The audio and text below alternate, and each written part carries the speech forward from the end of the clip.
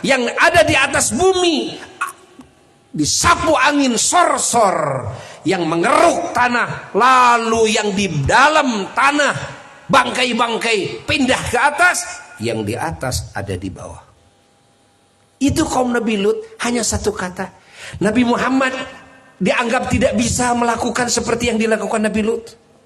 Jawab, sangat bisa, lebih bisa, tapi melakukannya tidak. Tidak. Dalam perang Uhud, Nabi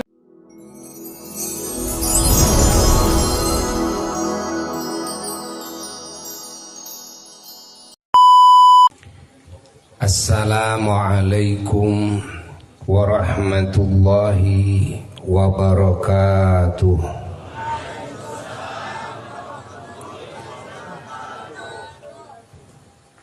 Alhamdulillah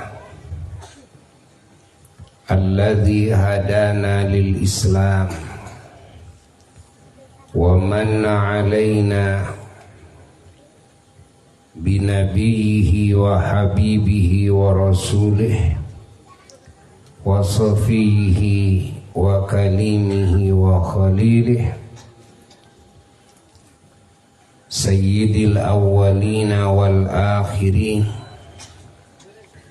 imamil anbiya'i wal mursalin rahmatihi lil alamin wa syafa'atihi lil khalqi ajma'in insani ainil wujud was sabab fi kulli mawjud sahibil liwa'il ma'qud wal hawdil mawrud wal maqamil mahmud wa imami jami'ir ruka'is sujud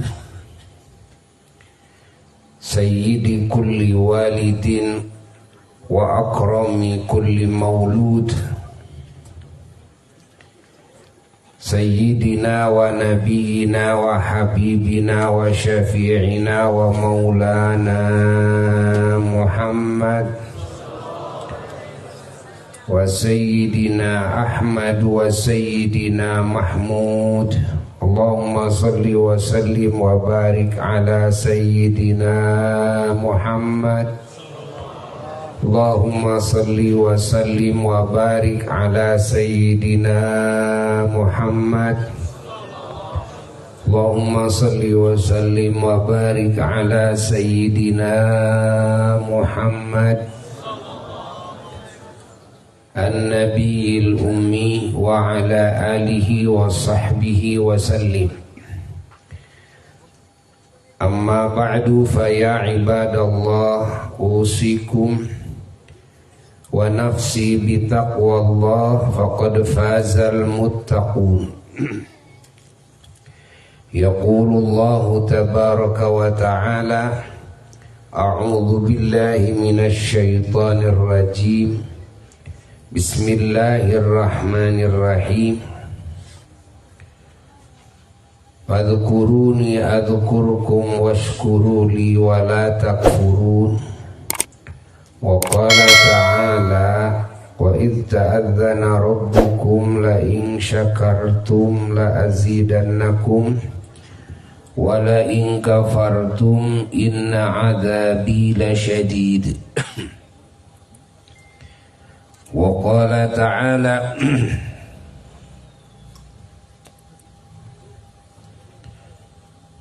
wa laqad arsalna Musa bi ayatina an akhrij qaumaka minadh-dhulumati ilan nur wa dhakkirhum bi ayyamillah inna fi dzalika la ayatin likulli sabarin syakur. Wa qala ta'ala wa idh ta'adzana rabbukum la in syakartum la azidannakum wa la in kafartum inna adzabi lasyadid. Wa qala ta'ala wa amma bi ni'mati rabbika fahaddits. Wa qala ta'ala laqad manallahu 'alal mu'minina idh ba'atsa fihim rasulan min anfusihim sallallahu alaihi wasallam yatlu 'alaihim ayatihi wa yuzakkihim wa yu'allimuhumul kitaba wal hikmah wa in kanu min qablu lafi dhalalin mubin. Wa qala ta'ala wa ma arsalnaka illa rahmatan lil alamin.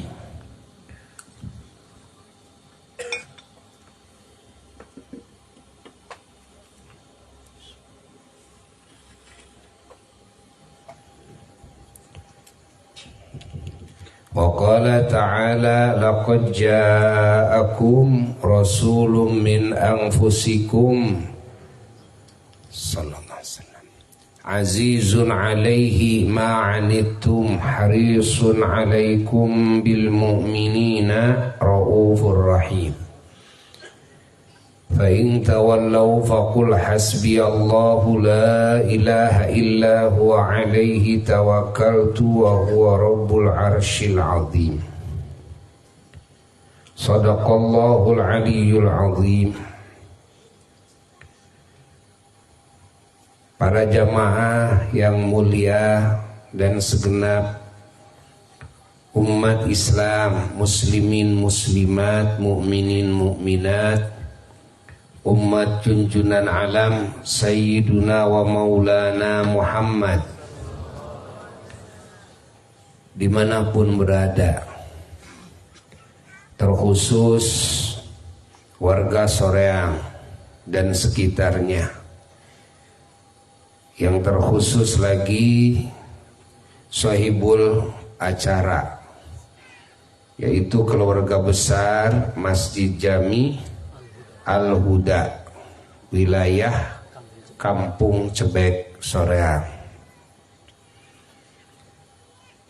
dan terkhusus para ulama, para habaib yang ikut hadir dalam acara yang agung ini, yang menambah keberkahan bagi kita semua. Alhamdulillah, kita tidak ada hentinya bersyukur, dan tidak boleh ada hentinya. Sehingga Al-Quran mengisyaratkan kepada Nabi kita Sayyiduna wa Maulana Muhammad sallallahu alaihi wasallam. Allah Ta'ala berfirman kepada Nabi kita, fa idza faraghta fansab wa ila rabbika farghab. Fa idza faraghta, dan jika sudah selesai engkau siapa yang dimaksud adalah Kangjeng Nabi Muhammad sallallahu alaihi wasallam. Sudah selesai dari apa? Sudah selesai dari satu amalan, sudah selesai dari satu bentuk taat, satu bentuk ibadah. Baik ibadah itu yang hubungannya dengan Allah secara khusus, maupun ibadah itu yang berhubungannya dengan sesama makhluk, yakni menjalankan kewajiban-kewajiban kepada sesama yang punya hak. Karena ibadah itu tidak hanya berupa sholat saja, zikir saja, baca Quran saja, saum saja, haji saja, tidak. Al-Quran mengajarkan kepada kita silaturahim. Al-Quran mengajarkan kepada kita berbuat kebaikan kepada sesama, menolong sesama. Wa ta'awanu 'alal birri wat taqwa wa la ta'awanu 'alal itsmi wal 'udwan. Wa ta'awanu, kalian harus saling tolong menolong dengan sesama, kepada sesama. 'Alal birri, pada kebaikan. Apa saja yang namanya kebaikan, karena birrun itu tidak terhitung. yang namanya kebaikan. Akal pasti tahu. Walaupun kebaikan itu tidak termasuk takwa bagi sebahagian orang. Dan kebaikan juga bisa jadi takwa bagi sebagian lagi. Maka dibedakan oleh Allah antara birrun dan takwa. Karena memang ada perbedaan dalam sebagian sisi. Wa ta'awanu, dan harus saling tolong menolong kalian, alal birri, kepada kebaikan, wa taqwa, dan pada ketakwaan. Albir di sini pakai alif lam. Alif lam di sini maknanya adalah lil istighraq. Artinya seluruh kebaikan. Ya, seluruh bentuk kebaikan, apa saja yang namanya kebaikan, tolong oleh kalian, belain oleh kalian. Ya, walaupun kebaikan itu dilakukannya oleh orang kafir. Ingat, di sini kebaikan ini tidak mengenal muslim atau non muslim. Karena non muslim juga boleh jadi mereka ahli dalam berbuat kebaikan, walaupun mereka non muslim, bahkan walaupun mereka tidak bertuhan. Seperti komunis, bisa saja komunis melakukan berbagai kebaikan. Ketika ada komunis melakukan kebaikan, maka tetap kita harus mendukung yang namanya kebaikan. Ini perintah Allah. Artinya albirra, kepada kebaikan yang dilakukan oleh siapapun. Wa ta'awanu, kalian harus saling tolong menolong, alal birri, pada kebaikan yang dilakukan oleh siapapun, baik muslim maupun non muslim.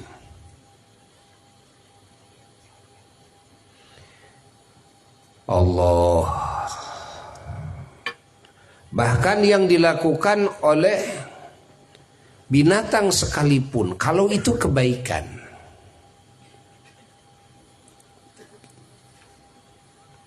memerlukan pertolongan kita, lakukan oleh kita pertolongan.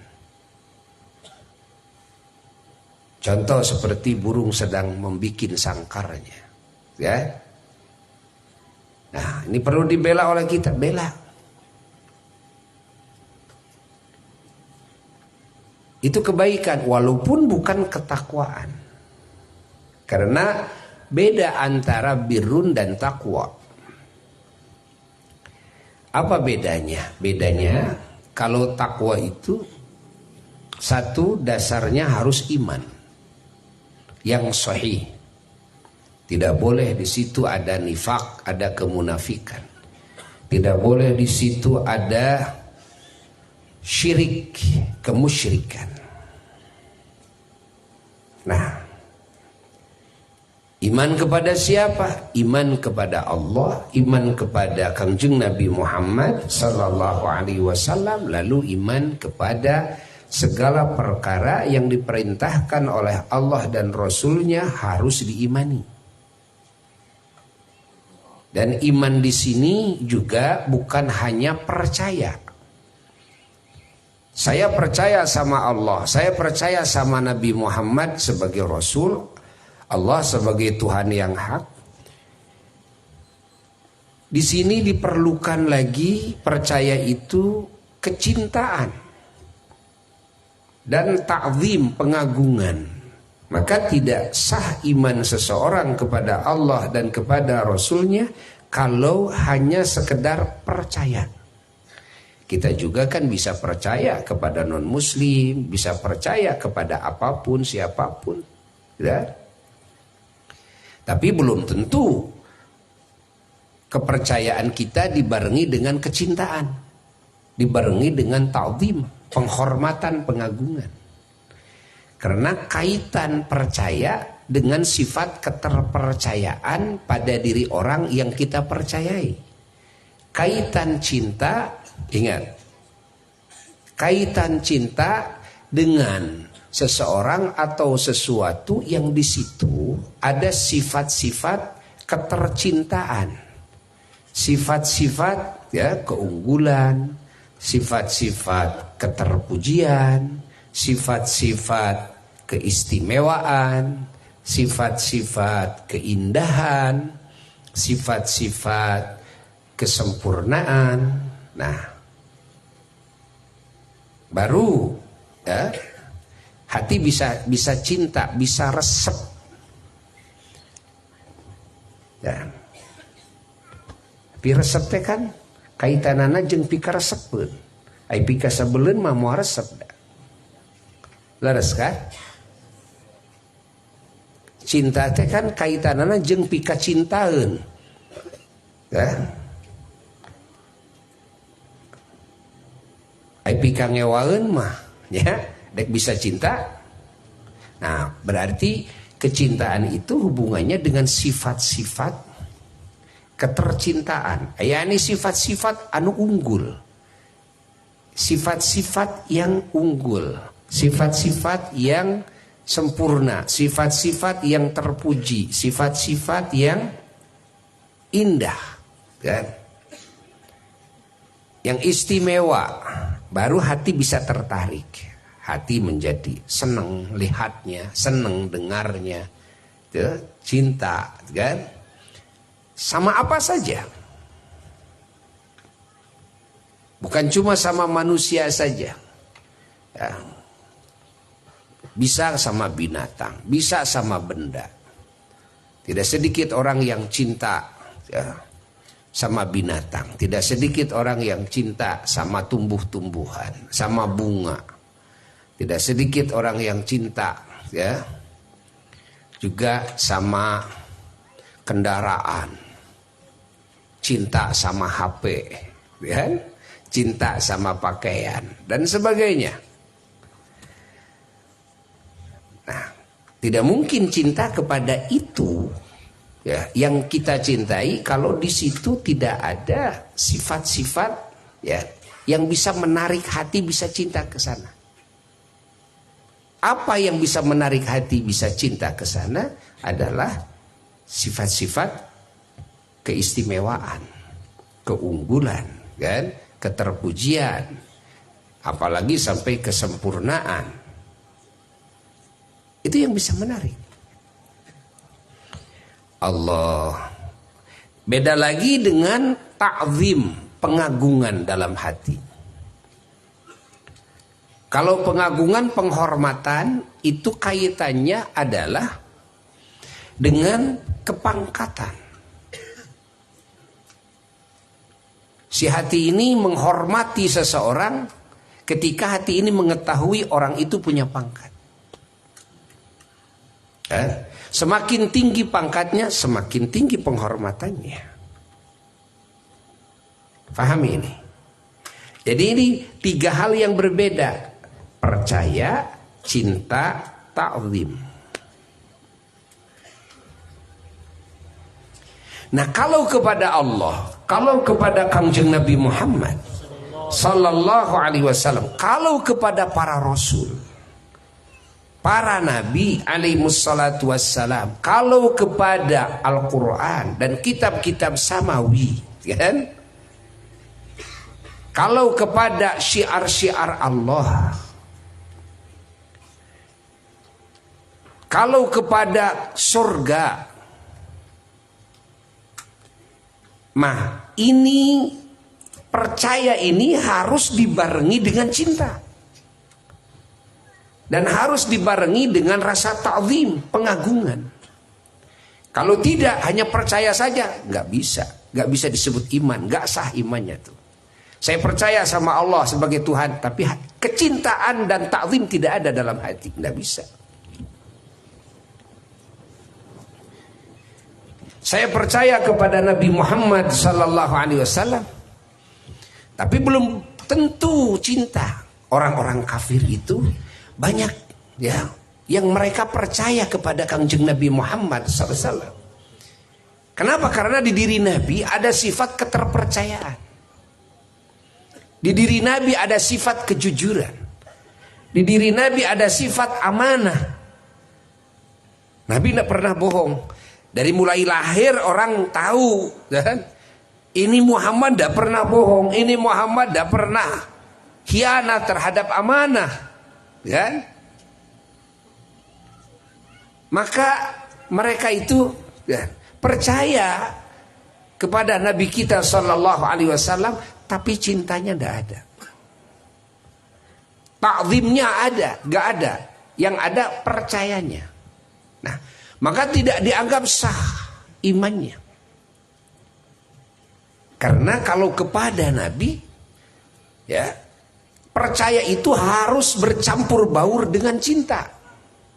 Dan harus bercampur baur dengan ta'zim. Ya, perlu dicatat nih. Bagaimana agar hati manusia percaya sama Kangjeng Nabi Muhammad sallallahu alaihi wasallam, maka kita ini harus tahu dulu kepada sifat-sifat keterpercayaannya Nabi dan para nabi, para rasul semua. Bahwa semua nabi, semua rasul memiliki sifat keterpercayaan, sifat jujur, sifat amanah. Nah, ini sifat keterpercayaan. Kalau ada seorang nabi tidak jujur, ya, tidak mungkin itu. Atau seorang rasul nggak amanah, itu tidak mungkin. Karena hilang sifat keterpercayaannya. Lalu umat bagaimana mau percaya? Bagaimana bisa percaya kepada orang yang tidak jujur? Kepada orang yang tidak amanah? Maka semua nabi pasti jujur. Semua nabi pasti amanah. Semuanya. Ingat. Dan semua nabi pasti pintar. Kenapa? Karena bagaimana mungkin bisa menyampaikan risalah dari Allah kepada manusia dan bangsa jin. Mendidik manusia menghadapi berbagai permasalahan manusia, bahkan permasalahan bangsa jin, permasalahan dalam hatinya, permasalahan dalam akidahnya, permasalahan dalam niatnya, permasalahan dalam akhlak hatinya, permasalahan dalam perbuatan jasadnya, permasalahan dalam ucapannya, permasalahan dalam pemikirannya. Kalau para rasul tidak cerdas, tidak mungkin. Kan? Bagaimana mungkin kalau para rasul tidak cerdas bisa memahami kandungan wahyu dan apa yang dikehendaki oleh Allah dengan firman-Nya? Kalau tidak cerdas. Dan kecerdasan para rasul melebihi kecerdasan semua manusia yang bukan rasul. Makanya manusia yang bukan rasul tetap memerlukan penerjemah, memerlukan penjabar, memerlukan penjelas, bahkan memerlukan contoh. Itulah fungsi diutusnya rasul. Kenapa? Karena semua manusia dan bangsa jin tidak dikasih kecerdasan oleh Allah untuk bisa mengenal kandungan Al-Quran secara menyeluruh. Semuanya, kecuali harus dijabar luaskan oleh Rasul. Maka Rasul salah satu fungsinya adalah menjabar luaskan. Ingat, sudah dijabar luaskan, manusia ini dan bangsa jin ini tidak dikasih kemampuan oleh Allah untuk bisa mempraktekannya dalam hidupnya. Walaupun materinya sudah diketahui, sudah difahami, kecuali harus ada pembimbing langsung, pentarbiyah langsung. Sebagai contoh, suri toladan. Nah begini nih, gitu kan? Kandungan Al-Quran itu prakteknya hidup, dalam hidup begini. Melakukan perintah Allah begini, menjauhi larangan Allah begini, hubungan dengan Allah begini, hubungan dengan sesama manusia begini, dengan sesama muslim begini, dengan keluarga begini, dengan anak cucu begini, dengan tetangga begini, dengan non muslim begini, dengan yang kafir begini, dengan yang memusuhi begini, dengan yang memerangi begini, cara perang yang benar begini. Dikasih contoh, bagaimana gaul dengan binatang begini, bagaimana gaul dengan alam begini. Allah, kan? Bagaimana gaul dengan yang sudah mati begini, bagaimana gaul dengan malaikat begini, semua dicontohkan oleh baginda Sayyidina wa Maulana Muhammad sallallahu alaihi wasallam. Maka semua para rasul semuanya uswah. Uswah itu apa? Suri toladan, uswah hasanah.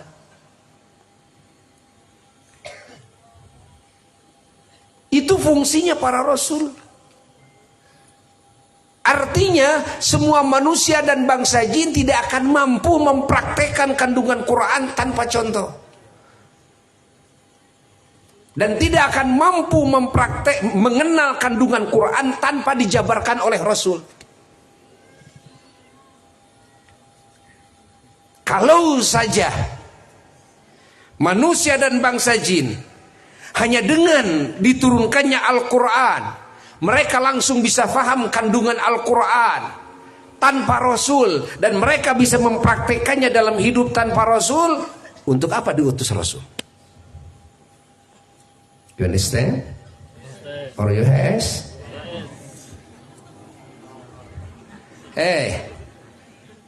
Man ini tong HS.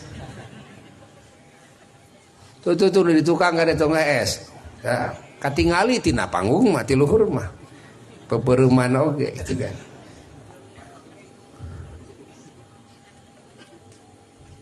Faham tidak ini? Faham tidak ini? Faham tidak? Fungsi siapa ini? Fungsi Rasul. Fungsi Rasul.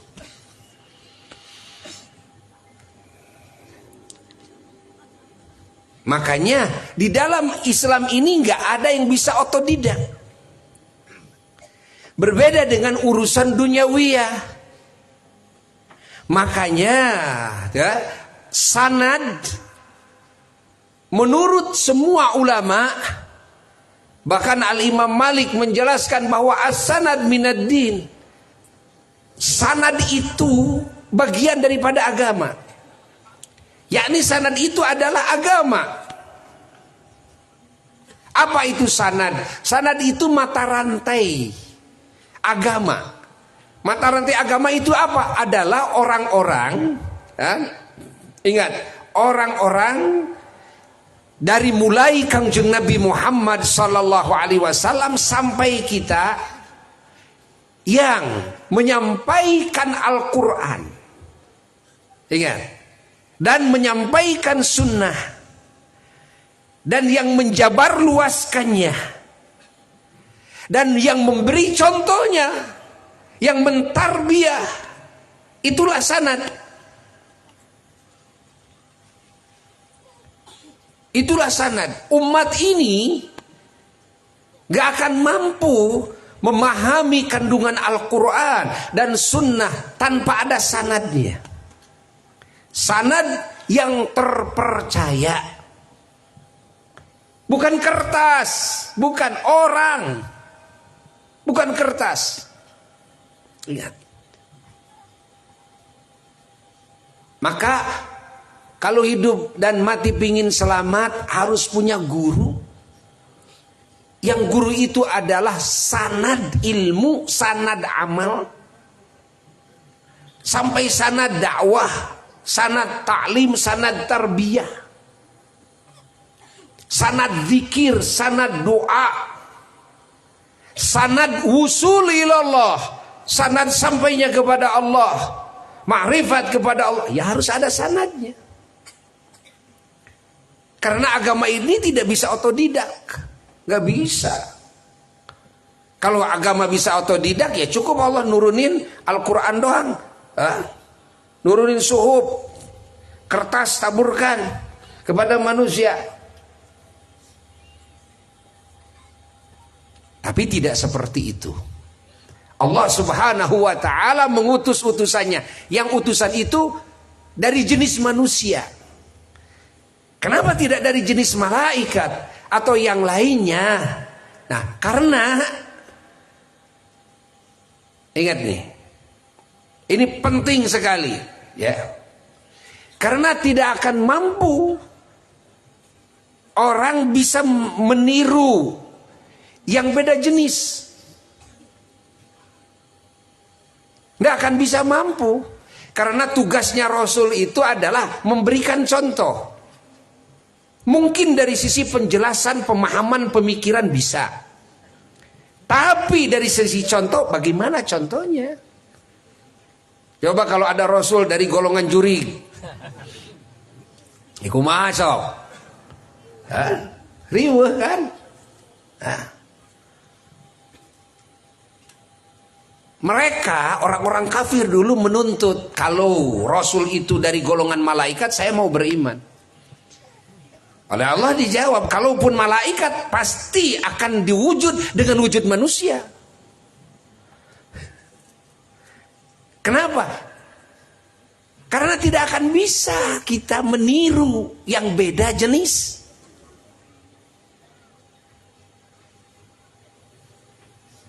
Fahami oleh kita. Ya, maka Allah subhanahu wa ta'ala mengutus utusan di bumi ini adalah dengan wujud insan, wujud manusia, agar bisa diikuti oleh kita. Ingat,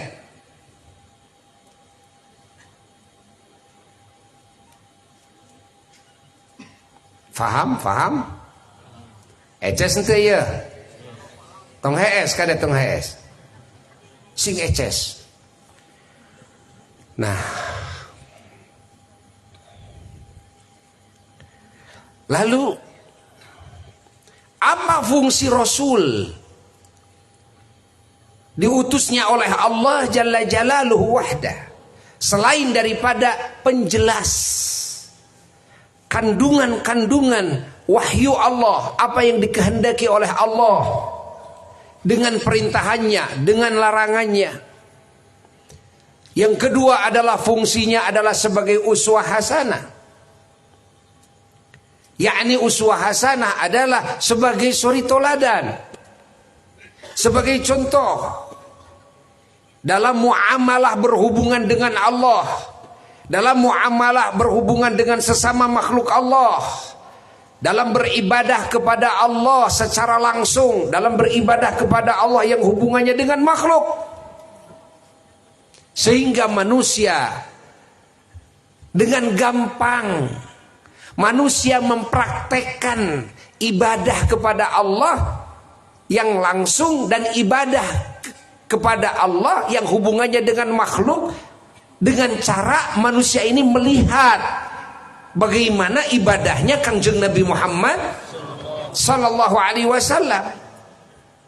Bagaimana ibadahnya sang Rasul ini kepada Tuhannya.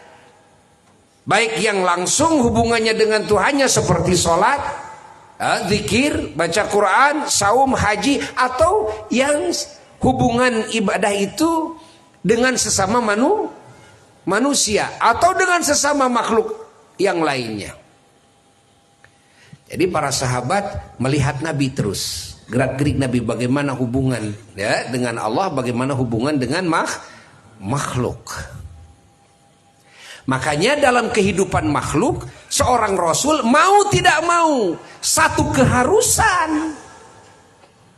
Ingat, seorang Rasul harus melakukan sesuatu yang biasa manusia melakukannya dan itu penting bagi kehidupan manusia, maka Rasul harus tampil mau tidak mau, harus melakukan itu. Contoh, manusia ini nikah, maka seorang Rasul harus nikah, ya kan? Nanti manusia nikahnya banyak yang punya, ada yang punya istri, jangan banyak ya. Ada yang punya istri, tadi dia mau dah. Tadi dia mau golongan susis. Nah, mana seri rumah saya. Teruskan. Naon bieu naon, belum bieu naon? Teuh nya maneh mah. Binaon. Contoh, manusia ada kemungkinan mereka itu ingin punya istri lebih dari satu. Ya, di sebahagian ya laki-laki. Maka tampil seorang Rasul, ya, mau tidak mau harus istrinya lebih dari satu. Masalahnya apa? Masalahnya kepada siapa nanti manusia ini mengambil uswah. Kalau uswahnya tidak ada di Rasul. Ini logikanya. Fahami oleh kita. Manusia mencari rizki biasa. Ya, mencari rizki. Maka tampil Rasul juga mencari rizki. Fahami oleh kita. Ya. Rasul punya istri, Rasul punya anak, Rasul punya cucu. Bagaimana, kan? Cara bergaul dengan istri, bagaimana cara bergaul dengan anak, bagaimana cara bergaul dengan cucu. Ingat, Rasul punya binatang, ada kuda, ada himar, ada keledai, ada unta, ada domba. Rasul punya. Bagaimana Rasul bergaul dengan itu? Rasul punya murid, siapa? Sahabatnya. Bagaimana cara Rasul bergaul dengan sahabatnya? Bagaimana cara Rasul mendidik keluarganya? Bagaimana cara Rasul mendidik sahabatnya?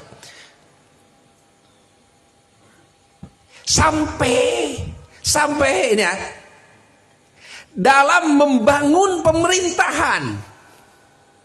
Subhanallah. Nabi kita subhanallah membangun pemerintahan. Beliau sebagai nabi, ya, beliau sebagai nabi. Beliau membangun nizam pemerintahan, dibangun oleh beliau. Dibikin struktur kepemerintahan. Kenapa? Kan agar menjadi contoh bagi umatnya. Setelah beliau wafat, siapa yang memimpin umat Islam sedunia? Sayyidina Abu Bakar. Setelah Sayyidina Abu Bakar, Sayyidina Umar. Setelah Sayyidina Umar, Sayyidina Utsman. Setelah Sayyidina Utsman, Sayyidina Ali. Radhiyallahu anhum ajma'in. Beliau-beliau ini yang disebut khalifah.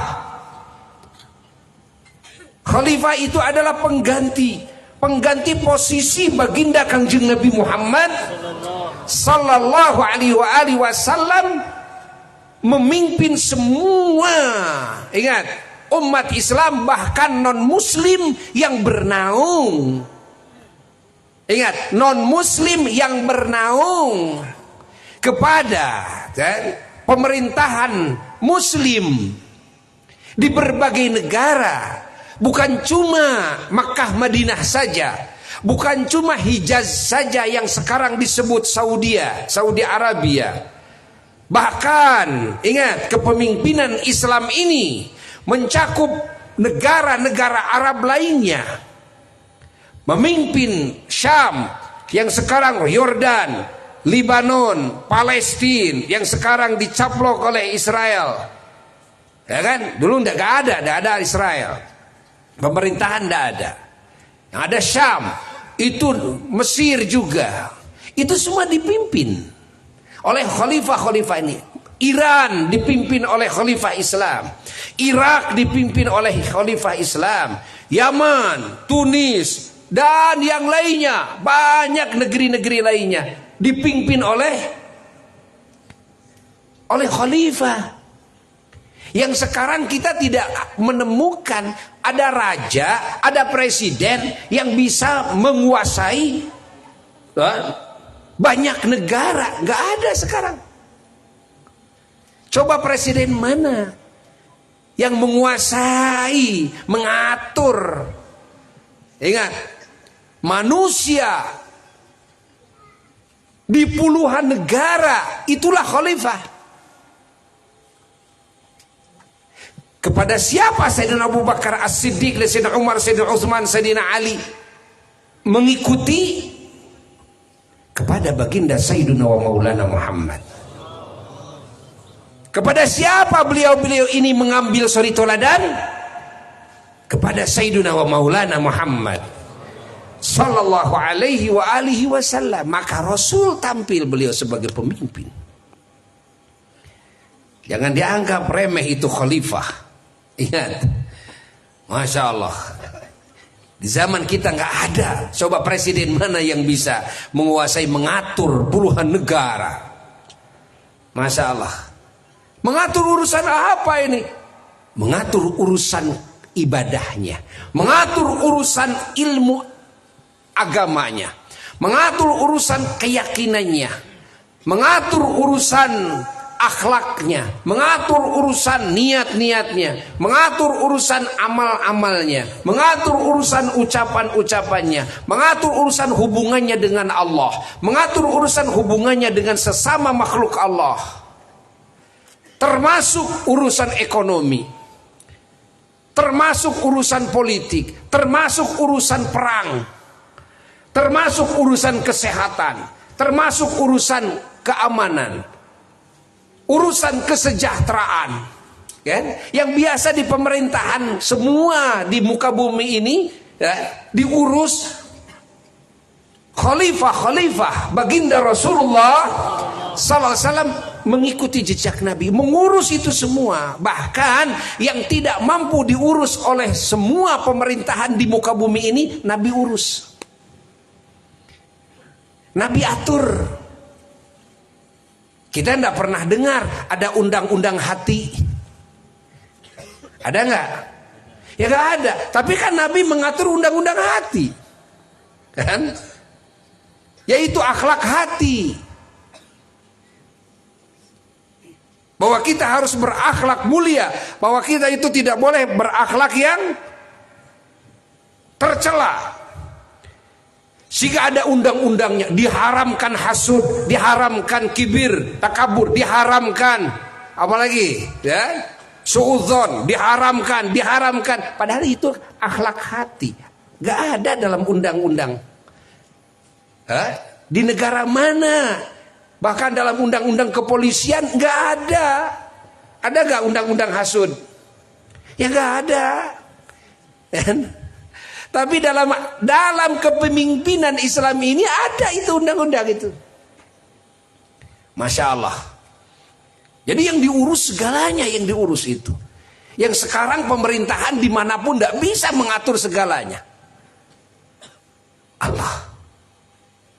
Kalau dulu pemimpin muslim itu mengatur segalanya. Siapa gurunya? Gurunya adalah Kangjeng Nabi Muhammad sallallahu alaihi wasallam. Siapa suri toladannya? Suri toladannya adalah Kangjeng Nabi Muhammad sallallahu alaihi wa alihi wasallam. Betapa agungnya Sayyiduna wa Maulana Muhammad sallallahu alaihi wa alihi wasallam.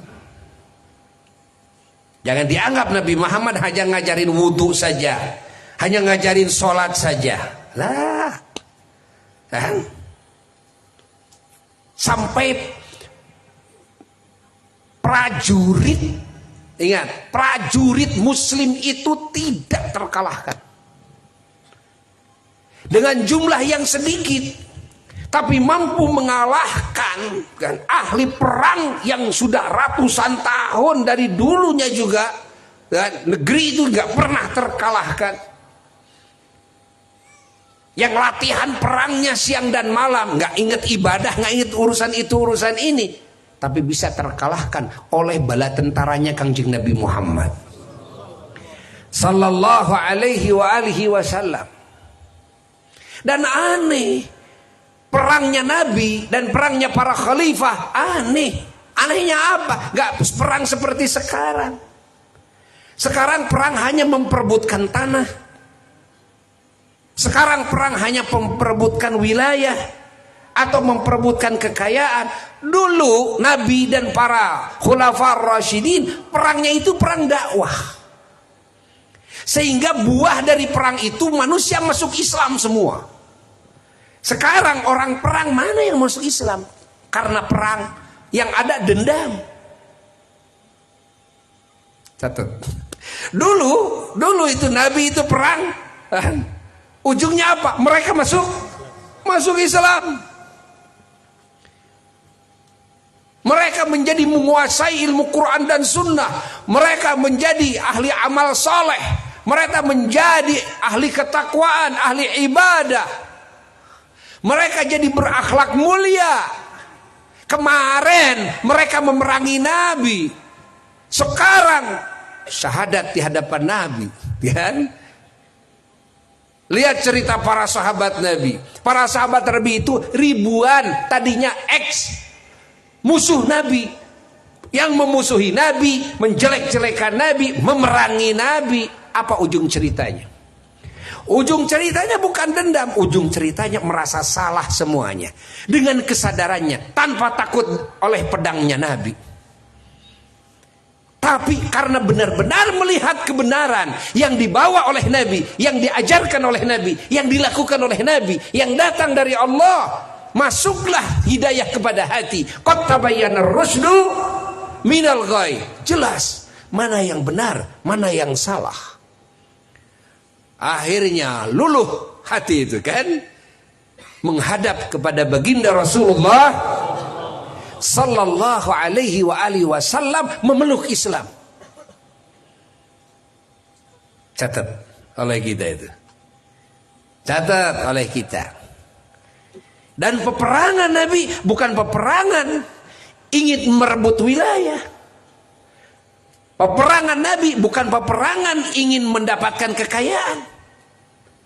Peperangan Nabi bukan peperangan ingin membunuh. Lah. Hatta mencaci maki. Lah, tidak. Apa sih itu peperangan Nabi itu, kan? Kan sekarang namanya peperangan mencaci maki, kan? Menjelek-jelekan. Namanya peperangan ya membunuh.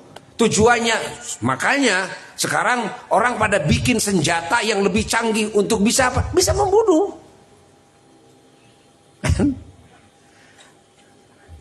Pahami oleh kita.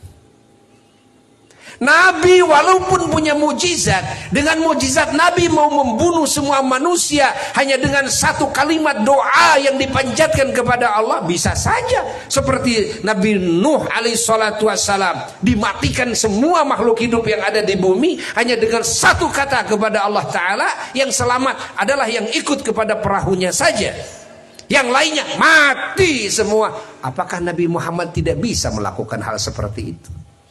Jauh lebih bisa.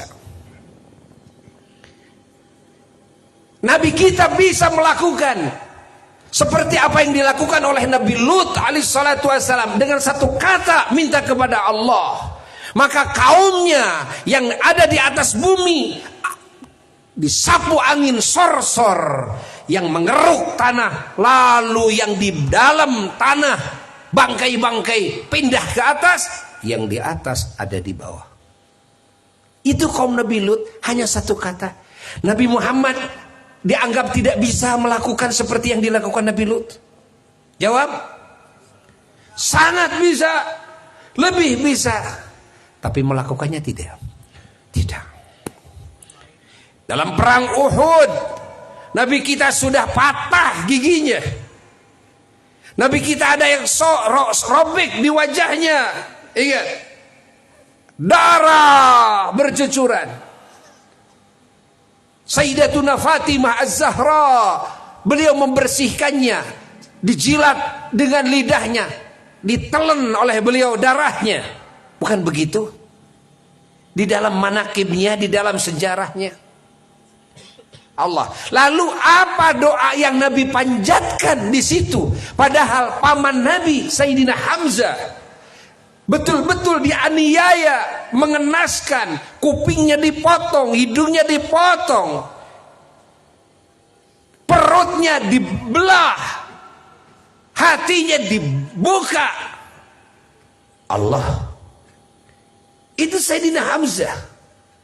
Dan 69 sahabat Nabi yang lainnya, jadi 70 dengan Sayyidina Hamzah, gugur di medan perang Uhud. Sehingga tidak ada kesedihan Nabi. Yang paling menyedihkan hati Nabi seperti hari itu. Tapi apa doa yang Nabi panjatkan kepada Allah saat itu? Yang Nabi panjatkan, Allahumma hdi qaumi fa innahum la ya'lamun. Ya Allah, berilah petunjuk kaumku. Nabi mengatakan kaumku. Yang memerangi Nabi kaumku. Mereka orang-orang kafir, kaumku yang sudah dan menyakitkan jasmani Nabi, kaumku yang sudah membunuh paman Nabi dan para sahabat lainnya, kaumku yang sudah menghina, memfitnah, mendustakan Nabi bilang kaumku. Ya Allah, berikan petunjuk kepada kaumku fa innahum la ya'lamun, karena sesungguhnya mereka tidak tahu. Ya Allah, mereka tidak tahu kebenaran. Mereka tidak tahu hakikat keagungan, hakikat keberuntungan, hakikat keselamatan dan kebahagiaan. Andai kata mereka tahu, pasti mereka gak akan mungkin memerangi utusan Allah, gak akan mungkin mendustakan utusan Allah, gak akan mungkin mendustakan Al-Quran. Mereka memerangi Nabi justru karena mereka tidak tahu. Apa doa Nabi? Doa Nabi minta hidayah, petunjuk, bukan minta kehancuran bagi mereka. Apa pengaruh dari doa Nabi? Itu yang datang ke Madinah memerangi Nabi di perang Uhud. Siapa waktu itu pemimpin perangnya? Adalah Khalid bin Walid. Kita tahu Khalid bin Walid, ya, Sayyidina Khalid bin Walid, sahabat Nabi.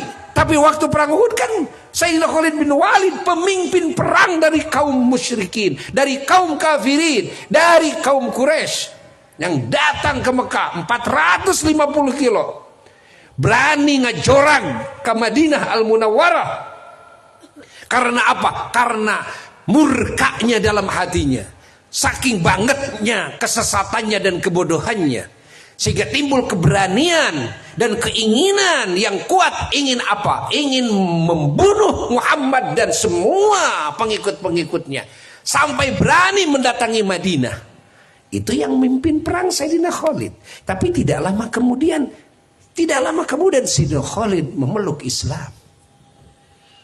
Allah. Sayyidina Khalid memeluk Islam. Ada sahabat Nabi yang dari awal Nabi di Makkah, dialah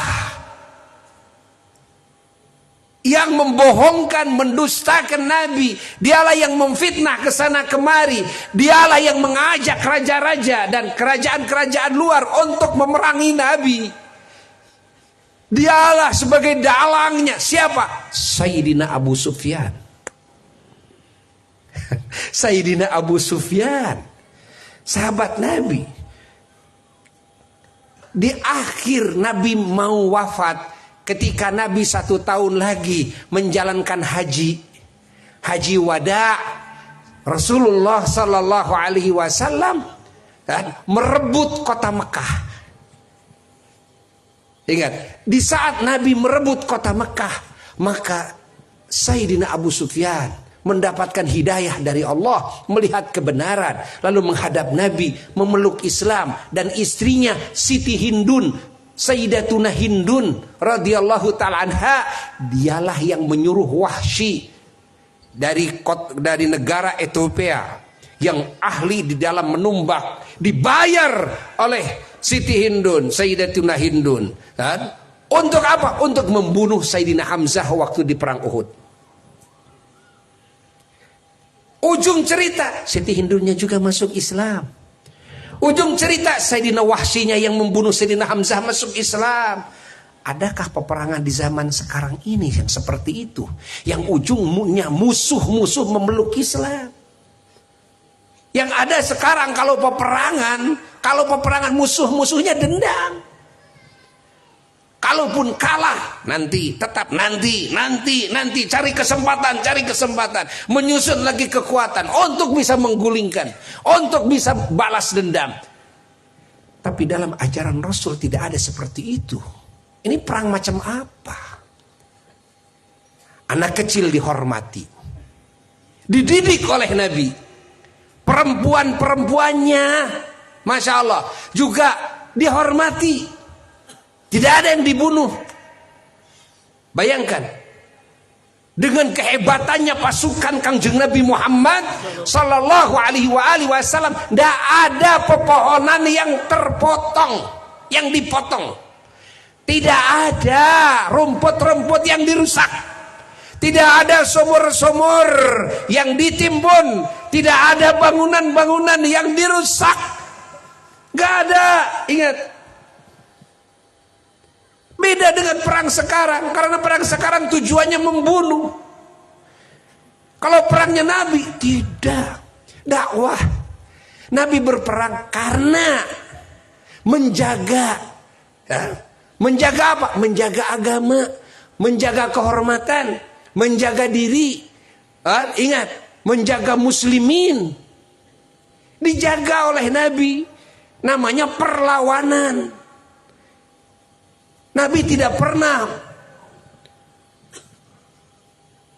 menyerbu pertama kali, ya. Nabi tidak pernah memerangi siapapun lebih dulu, enggak ada ceritanya.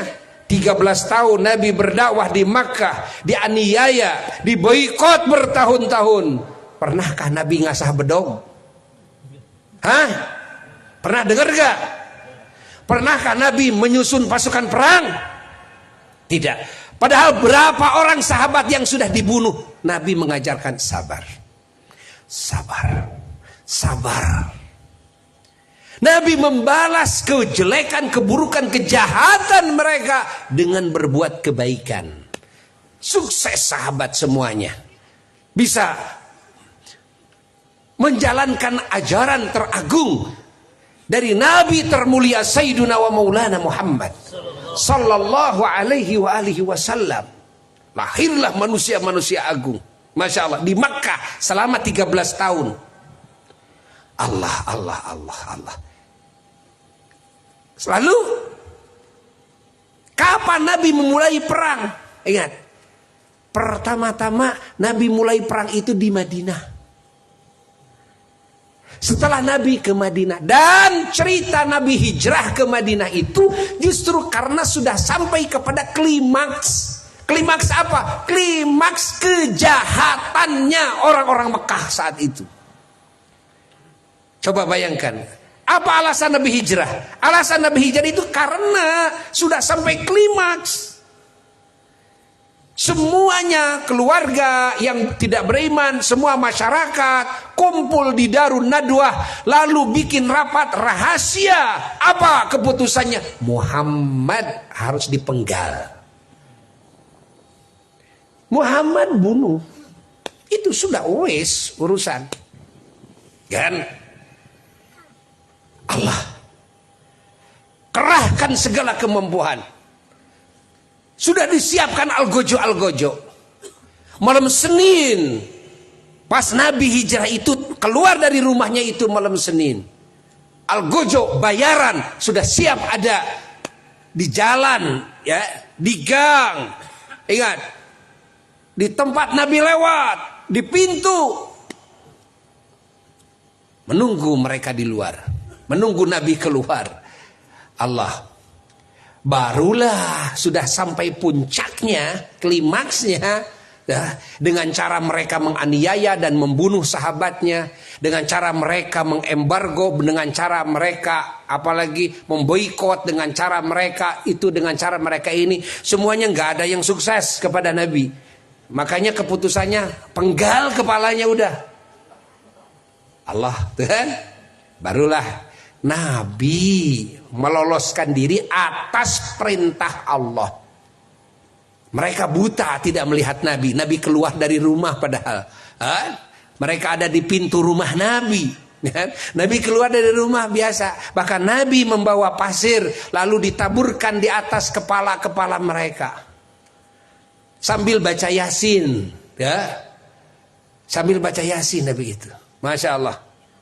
Yasin wal Qur'anil Hakim innaka laminal mursalin ala siratin mustaqim tanzilal azizir rahim litungdira qauman ma unzira abahum fahum ghafilun qad haqqal qawlu ala aktsarihim fahum la yu'minun. Terus inna ja'alna fi anaqihim aghlalan fahiya ilal adqani fahum muqmahun wa ja'alna min baini aydihim saddan wa min khalfihim saddan fa aghshaynahum fahum la yubsirun. Begitu baca fahum la yubsirun, bawa pasir, buka pintu, mereka buta, gak melihat. Lalu Nabi taruh pasir itu di atas kepala-kepalanya. Untuk apa hikmahnya? Pesan bahwa Allah Maha Kuasa. Kegagahan mereka sebetulnya di hadapan Allah itu tidak ada apa-apanya. Kalau mau Nabi membunuhnya gampang, artinya gitu kan. Pesan bahwa seorang utusan Allah lah seperti itulah. Kalau mau membunuh kalian, gitu kan, gampang bagi seorang Rasul. Makanya ditaruh itu pasir itu. Nabi lolos masuk ke rumah Sayyidina Abu Bakar As-Siddiq. Itu waktu sahur, Janari ketuk. Ceritanya berangkatlah Nabi malam itu juga ke Gua Sur. Ya. Ini orang-orang Algojo begitu diperlukan ke Sigyang, manehna silih tuding cenah, silih sigeng jeung baturna. Cek urang imah cek urang ngaranna ge atuh da ucing gering wungkulnya Algojo. Ngomongna ge teu balik atuh. Da lain ustad atuh nya. Bari silih sigeng teh cek urang anjing teh kan. Kitu pan ada pantesan teh nya. Sia memerlukan ke sikena hulu aing. Naon goblok? Sia aing ge diperlukan ku siapa memerlukan. Siapa kabeh pada silih sigeng da kabehanana tuh diperlukan ke si. Ku Nabi ya, tas aya di Gua Sur gitu kan. Ieu nepi karek subuh. Nepi ka subuh Rasulullah ya biasana keluar ke masjid. Ieu teu wae. Baru kan mereka menyangka wah Muhammad ya kahesan ya cumanana. Orang ya dobrak langsung. Begitu didobrak Sayyidina Ali bin Abi Thalib sendiri yang beliau masih muda belia. Beliau sengaja tiduran padahal beliau sudah tahu tidak tidur, lalu menutup dirinya dengan sorban hijaunya Rasulullah sallallahu alaihi wasallam. Mereka menyangka Rasulullah itu Muhammad keres itu kan. Warang disampurkan Sayyidina Ali buka sorban. Kaget semua. Ali kan. Kalau sama Sayyidina Ali banyak yang takut. Kenapa banyak yang takut? Karena sudah sohor kehebatannya Sayyidina Ali dari masa kecilnya. Jadi Sayyidina Ali itu punya keistimewaan, punya kehebatan. Gada besi yang begitu hebat itu ditilep sama dia itu. Raja Ammar Al-Amiri kan, yang sohor gagahnya di kongkorongan ku besi gada. Ditilep. Itu tuh bisa ngangkatkan kan. Besi gada. Kan? Itu sebelum itu sudah terjadi itu. Nah, begitu lihat Sayyidina Ali, ya, saya Ali. Mana Muhammad? Gak ada Muhammad. Kalau Muhammad gak ada, Ali gantinya. Kalian mau apa? Urusannya dengan Ali. Cabut pedang. Jangan Ali. Tidak berurusan sama kamu Ali. Ya, udah, saya mau pulang aja. Pulang. Lapor, begitu lapor langsung dikumpulkan semuanya. Sekota Mekah dibikin sayembara. Siapa yang bisa bawa Muhammad hidup atau mati kasih unta 100. Unta merah. kasih uang, kasih emas, pokoknya ya, menggiurkan. Akhirnya rame-ramelah seluruh ahli Mekah mencari Kangjeng Nabi Muhammad sallallahu alaihi wasallam sampai ke Gua Sur, termasuk Abu Jahal ke sana itu. Mereka mengira kan bahwa Nabi sallallahu alaihi wasallam tidak akan dijaga oleh Tuhannya, tidak akan dijaga oleh Allah. Begitu sampai melihat lubangnya kan kecil ya, kalau Gua Surma kayak batok kuya, nah gitu kecil. Jadi kalau dilihat begini ya udah kelihatan. Sayyidina Abu Bakar beliau ketakutan, turunlah ayat Quran ya. Nabi mengatakan Sayyidina Abu Bakar, la tahzan innallaha ma'ana, jangan sedih, sesungguhnya Allah bersama kita. Dan Rasulullah Shallallahu Alaihi Wasallam di dalam gua itu ya, nggak bisa berdiri, karena pendek sekali. Paling begini kalau duduk. Rasulullah Shallallahu Alaihi Wasallam menyimpan kepalanya di atas pahanya Sayyidina Abu Bakar. Berapa hari? 3 hari 3 malam. Abu Jahal dan para pengikutnya dan semua orang Mekah sampailah ke gua itu. Begitu pas sampai ke gua itu, saat itu juga Allah Ta'ala mendatangkan merpati yang sedang mengerami telurnya ya, di tempat itu dengan kekuasaan Allah. Lalu si lubang guanya Allah tutupi dengan laba-laba, yang laba-laba ini laba-laba yang sudah bertahun-tahun gitu kelihatannya. Tuh, kelihatan. Tapi kan kelihatan dari luar juga. Mereka tidak bisa melihat. Dan mereka tidak mengira kalau Rasulullah Sallallahu Alaihi Wasallam ada di dalamnya. Karena tidak mungkin. Tidak mungkin, masa kalau tadi malam masuk gitu kan. Tidak mungkin langsung ujuk-ujuk ada sarang laba-laba yang kelihatannya, wah ini laba-laba yang sudah bertahun-tahun ini. Dan pasti itu merpati lari. Gitu kan. Allah turun lagi. Ya. Setelah turun lagi, sudah. Rasulullah tetap beliau diam bersama Sayyidina Abu Bakar Siddiq radhiyallahu ta'ala sampai 3 hari 3 malam. Setelah itu malam-malam beliau turun, sudah disediakan onta. Ya. Berangkatlah kemana? Ke Madinah Al-Munawwarah, selamat sampai Madinah. Itu yang disebut dengan hijrah. Bukan seperti hijrahnya kita. Ibu mau kemana itu bawa kasur lemari mau hijrah? Kemana? Ke sana, ke perumahan Soreang Indah, gitu kan? Kursi dibawa, kasur dibawa, lemari dibawa, segala rupa dibawa, Tuhan. Terus syukuran hijrahnya. Itu hijrah siapa? Hijrahnya kita. Hijrah Rasul bukan. Hijrah Rasul itu keluar secara darurat atas instruksi Allah Ta'ala demi menyelamatkan kekasihnya. Karena menyelamatkan kekasihnya menyelamatkan agama. Iya. Dan itu sudah sampai klimaks. Sebelum sampai klimaks, Nabi tetap sabar. Begitu sampai klimaks, barulah Nabi keluar. Catat oleh kita. Kita mah belum sampai klimaks, rek aya nu mencit urang, kayak geus punung. Kamana Pak Ustad? Bade ngalih. Naon? Da masyarakat abdi mah, teu tiasa diajak ku abdi.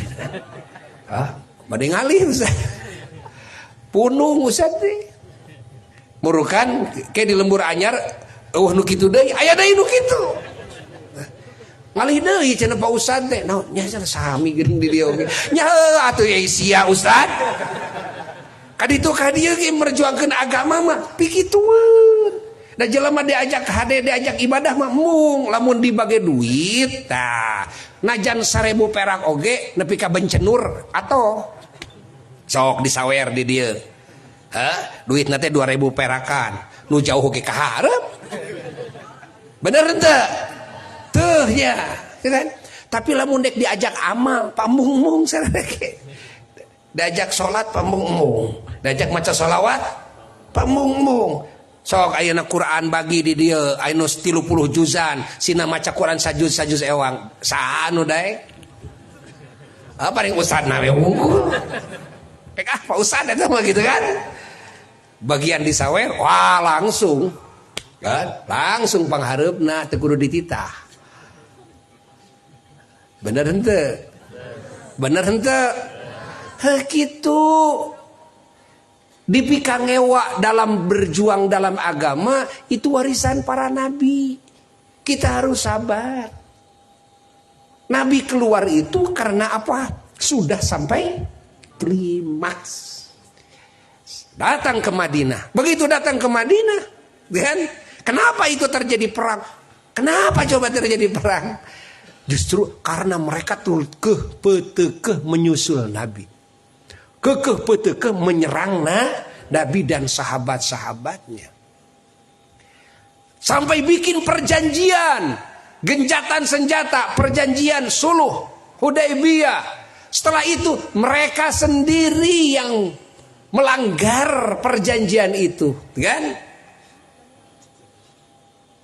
Jadi Nabi itu berperang sifatnya hanya membela diri, membela para sahabatnya, membela agamanya, bukan semata-mata perang ingin memerangi, apalagi ingin membunuh lah. Pan ayeuna mah Zionis Israel tujuannya membunuh. Malah mereka kan pengecut, tidak melawan tentara-tentara Palestina, malah fokus ngebom warga sipil. Bangunan hancur. Dan sekarang sudah 7.000 lebih. Itu yang baru ketemu yang meninggalnya. Puluhan ribu yang hilang kakinya, yang hilang tangannya, yang rusak badannya, yang masih hidup. Kita wajib membela, kita wajib mendoakannya. Ingat, wajib. Tong hare-hare urusan muslimin. Urusan muslim itu adalah urusan tubuh kita sendiri. Tubuh kita sendiri. Tubuh kita sendiri dalam dimenangkan mah andai dibolehkan oleh pemerintah, kan? Andai dibuka untuk berjihad fisabilillah, ya insya Allah. Buya siap.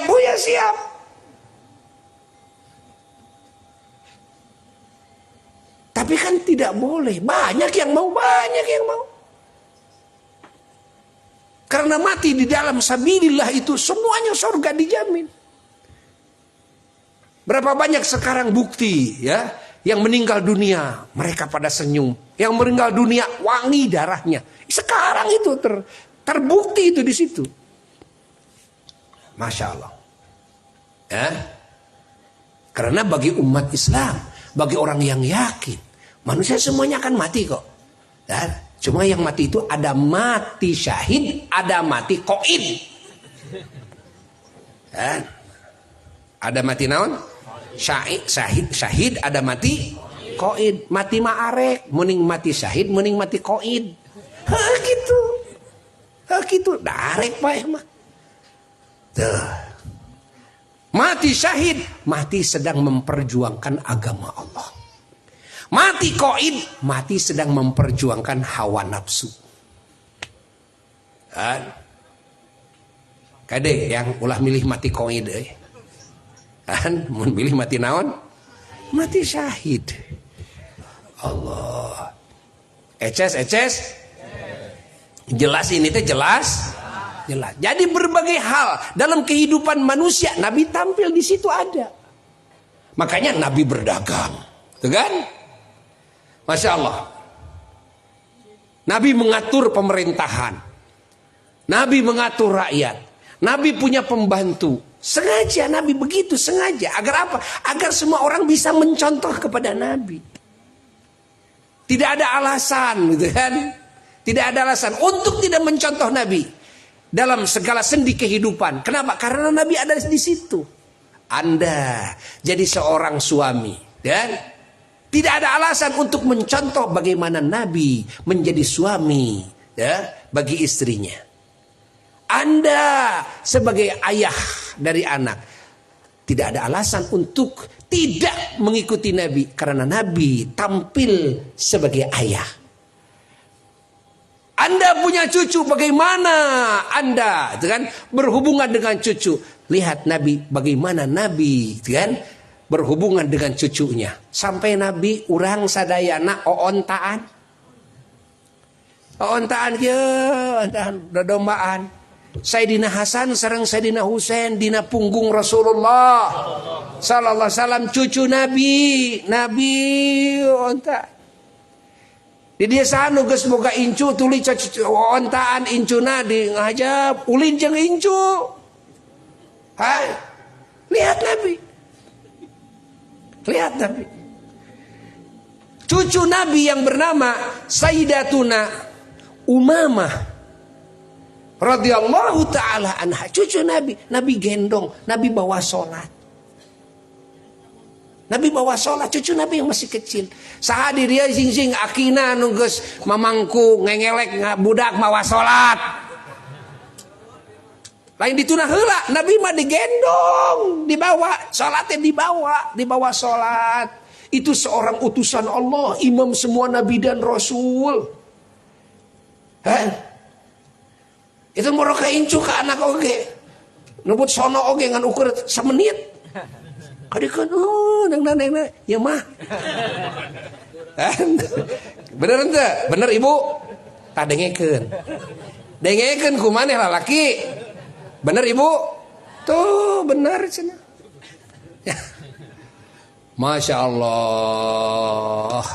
Rasul mah ngasuh putra putri, ngasuh cucu, bukan sekedar ngasuh, mendidik keilmuan, mendidik, mentarbiyah amaliyah dan akhlak, sehingga cucu Nabi di masa kecil saja sudah menjadi wali besar. Sayyidina Hasan, Sayyidina Husain di masa kecil saja sudah disebutkan oleh Nabi bahwa beliau berdua ini Sayyida Syababi Ahlil Jannah. Dua-duanya adalah junjunan semua pemuda-pemuda ahli surga. Padahal Sayyidina Hasan Husain masih kecil. Artinya Nabi sudah tahu bahwa kelak besar beliau akan memiliki keilmuan, akan menjadi ahli ibadah, akan memiliki derajat yang tinggi di sisi Allah. Padahal Sayyidina Hasan Husainnya masih kecil waktu Nabi mengatakan hal itu. Allah. Itu adalah anak-anak yang diurus oleh Kanjeng Nabi Muhammad. Sayyidina Abdullah bin Abbas dalam usia 10 tahun sudah menjadi guru besar ahli takwil Quran. Masya Allah. Yang dijadikan guru oleh para sahabat-sahabat senior. Sayyidina Abdullah bin Abbas usianya berapa? 10 tahun. Kok bisa hebat begitu ya? 10 tahun, ulama besar ini ahli takwil Quran. Di kita sudah 40 tahun, kiih masih keneh bari nangtung. Bener henteu Jang? Maneh rumasan tah. Teu kitu. Mengkol karena tukangan mobil, kecewer dina ban mobil. Dan Allah. Sayyidina Abdullah bin Abbas berapa tahun? 10 tahun. Ya budak bolon segede saha di dia 10 tahun cing aya di 10 tahun eueuh. Budak bolon, Masya Allah. Tapi sudah menjadi ahli takwil Quran. Tuh yang diurus oleh Nabi mah kitu. Nu diurus ku urang najan urang ustad ge nya. Nu diurus ku urang.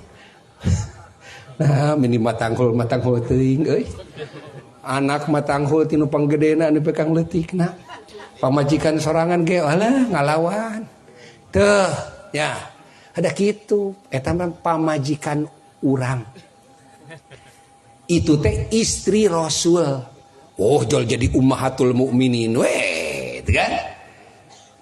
Jol palalinter ahli ibadah, jadi manusia suci, putra putri Nabi manusia suci, kesuciannya datang dari sebelah langit ketujuh, legalitas dari Allah.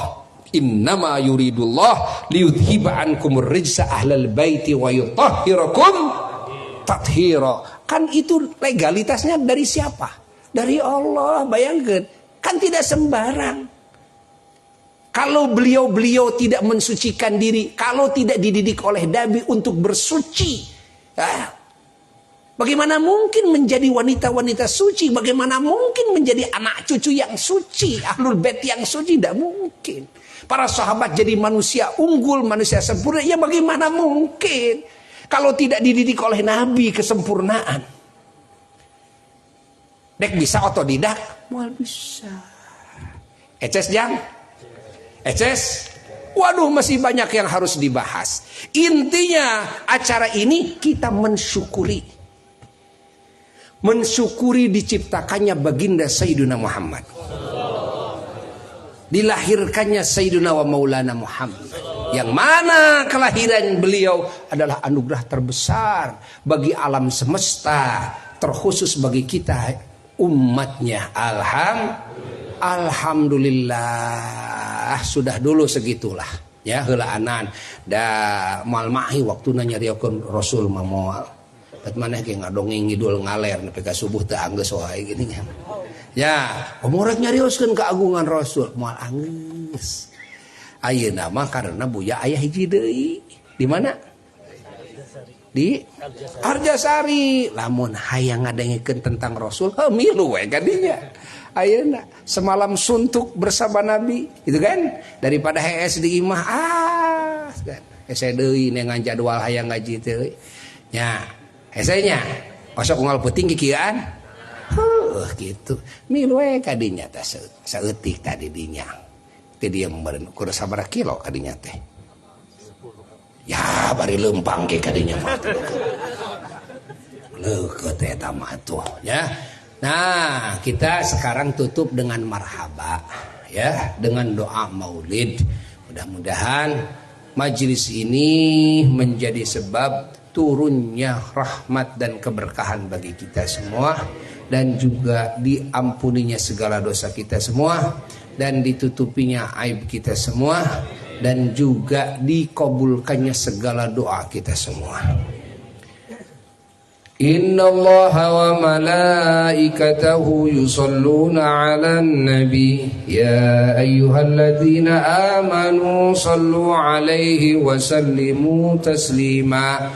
Allahumma salli wa sallim wa barik 'alaihi. Berdiri semua. Sallallahu ala Muhammad sallallahu alaihi wasallam. Sallallahu ala Muhammad sallallahu alaihi wasallam. Tari ya Nabi salamu alaika, ya Rasul salam alaika, ya Habib salam alaika.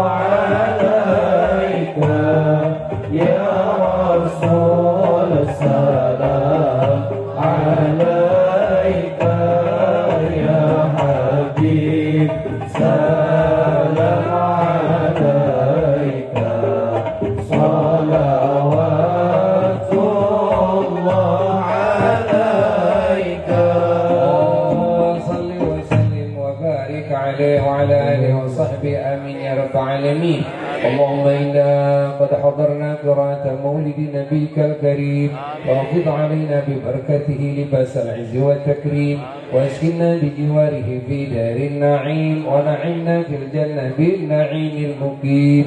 اللهم إنا نسألك بجاه هذا النبي المصطفى وآله أهل الصدق والوفاء كلنا معينا ومسعفا وبوهنا من الجنة غرفا وارزقنا بجاهه صلى الله عليه وسلم عندك يا الله قبولا وعزا وشرفا.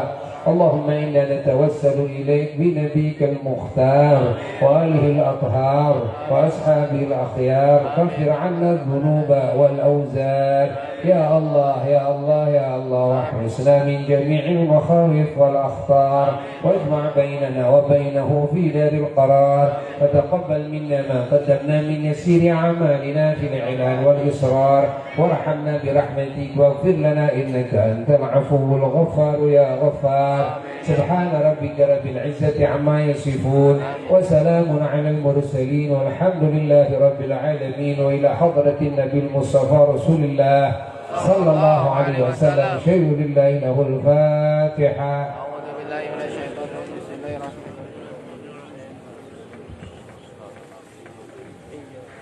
Sebelum pulang ya ada 4 pengumuman. Yang pertama, pengumuman.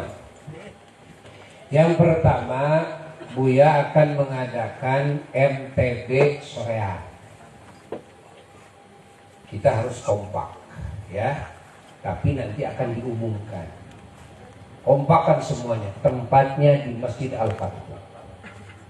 Tapi Buya mau nanya, apakah kalian lebih memilih asar ataukah lebih memilih isya awal sampai jam 10 malam? Oke. Jadi Buya nanti akan merumuskan, akan musyawarah dengan Pak Bupati, ya, dengan pengurus masjid, kapan kita waktunya kompak semuanya. Siap? Alhamdulillah. Bawa anak incu kabeh. Yang kedua, pengumuman lagi, ya. Insya Allah Buya mau mengadakan acara bimbingan ziarah ke Wali Songo nanti pada Januari, ya. Nah, yang mau ikut Buya sudah tunjuk panitianya di sini, Ustadz Farid, putranya Ustadz Jamil, ya. Nah ini kalau mau ikut, kudu dipang-pangkeun teh nomor HP enak, ya. Jadi bisa lewat HP, ya. Nanti Januari. Dan juga Buya membuka umroh insya Allah di bulan Jumadil awal atau Jumadil akhir, ya, 1-2 bulan lagi. Sampai milu umroh. Ayo, ya, didoakan duit nasi loba. Hari hayang mah. Tapi lamun hayang loba duit tungkul, tapi hayang umroh nama didoakan. Ya, yes. Anu katilu pengumuman khusus para ustad. Buya mau membuka ijazah plus langsung pembacaan pengkajian kitab Mafahim Yajibu Antusohah, paham-paham yang wajib dibenarkan. Ini penting sekali di zaman kita. Dan Muhammad al-Insanul Kamil, Kangjeng Nabi Muhammad SAW adalah manusia sempurna. Anu dua kitab ieu disusun ku As-Said Muhammad bin Said Alawi Al-Maliki. Ini sangat penting ke para ustad. Buya mau memberikan ijazah tapi dibaca. Tapi gaya ustad macana henteu gaya nu diajar. Ya, didereg-degen supaya gancang beres. Itu malam Kemis. Jadi jam 8 sampai jam 10. Dari jam 8 sampai jam 10 di mana di Simpang Pemulihan Sumedang. Ya, untuk para ustadz dari sekarang bisa download, bawa tab Muhammad al-Insan Kamil dan Mafahim Yajibu Antusohah karangan As-Said Muhammad bin Said Ali Maliki. Itu sangat bermanfaat sekali. Di situ dijelaskan tentang masalah-masalah, ya, yang masalah-masalah ada yang dianggap sesat, ada yang dianggap salah, ada yang dianggap bid'ah dan sebagainya. Nanti akan terungkap di situ. Dan kita akan mengenal sosok Kangjeng Nabi Muhammad SAW dengan dasar-dasar Quran dan dasar-dasar hadis, ya, di dalam Muhammad al-Insanul Kamil, ya. Tapi ya khusus ke para ustad yang umumnya ngaji malam Kemis. Setelah itu Buya baru mengaji umum, gitu kan. Yang dari jam 8 sampai jam 10 itu khusus untuk para ustadzah bisa ikut. Anu tadina keluaran pesantrenan, gitu kan, anu tiasa maca kitab, bisa ikut, bisa ikut. Ustadzah juga di situ ada tempatnya khusus untuk ustadzah. Tak itu, ya, eta anu ka telu, anu kaopat mah Buya ngadamel kalender di jerona aya nasehat-nasehatan, ya. Itu anu ieu kalender teh keur pembangunan, keur muterkeun roda dakwah. Ya tadi atas di dia. Ya bising ke aya di nu peryogi tiasa kaditu tiasa engke ditunjuk ku banser di dieu di Soreang, di Ciwidey, ya, di Banjaran, gitu kan. Nah tak kitu panginten kasadayana. Tah cekap sakitu sing diijabah. Amin. Geram marulih aya keneh eueuh. Ya keneh mubaligna atos mubaligna teh aya nama sawer. Tuh. Sawer tas sekap segitu. Wassalamualaikum warahmatullahi wabarakatuh.